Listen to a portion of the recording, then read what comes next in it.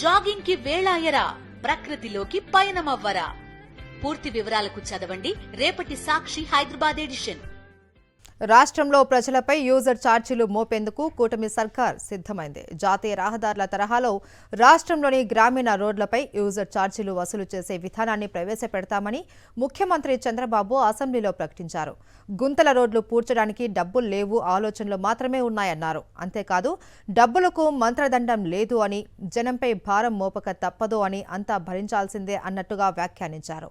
రహదారుల నిర్వహణను ప్రైవేట్ ఏజెన్సీలకు అప్పగించాలి అని నిర్ణయించామన్నారు. ఈ ఏజెన్సీలు వాహనదారుల నుంచి నిర్దేశిత యూజర్ ఛార్జీలు వసూలు చేస్తాయని వెల్లడించారు.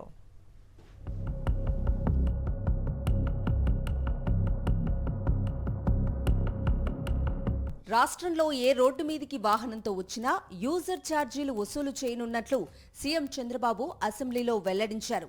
ప్రభుత్వం దగ్గర డబ్బులు లేవు గాని ఇలాంటి వినూత్న ఆలోచనలు మాత్రం చాలా ఉన్నాయని, వాటి ద్వారా సంపద సృష్టిస్తానని పేర్కొన్నారు. జనవరి కల్లా రాష్ట్రంలోని రహదారులపై అన్ని గుంతలు పూడ్చేయాలని, జనవరిలో పండుగ సందర్భంగా రాష్ట్రానికి వచ్చే వారికి మెరుగైన రహదారులు కనిపించాలన్నారు. ఇదే లక్ష్యంతో మరమ్మతులకు 850 కోట్లు మంజూరు చేయడంతో పనులు జరుగుతున్నాయని సీఎం చెప్పారు.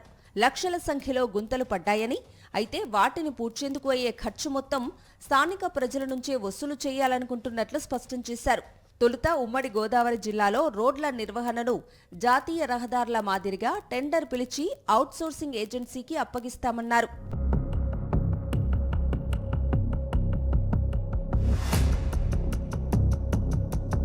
రాష్ట్ర ప్రభుత్వ విధానంపై మంత్రులు, ఎమ్మెల్యేలు ప్రజలను ఒప్పించగలిగితే వెంటనే పనులు ప్రారంభిస్తామని చంద్రబాబు చెప్పారు.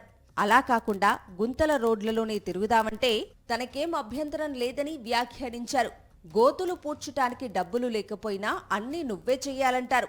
నా దగ్గర మంత్రదండాలేవీ లేవు అని సీఎం పేర్కొన్నారు.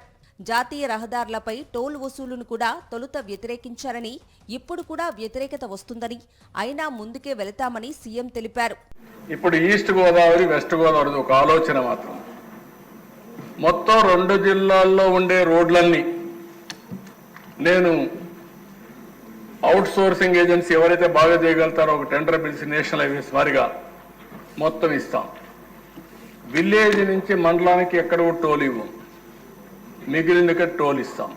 అది కూడా కార్లు, లారీలు, బస్సులు వాళ్ళే ఇస్తారు. ట్రాక్టర్లు, స్కూటర్లు, ఆటోలు ఏవి ఛార్జెస్ ఉండవు.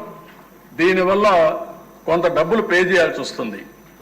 ఆ డబ్బులు పే చేసే బాధ్యత, వైబిలిటీ గ్యాప్ ఫండింగ్ ఇచ్చే బాధ్యత ప్రభుత్వం తీసుకుంటాం. ఇది బాగుందంటే మీరు ప్రజలందరినీ కన్విన్స్ చేయగలిగితే నేను ఇమ్మీడియట్గా పని ప్రారంభిస్తా.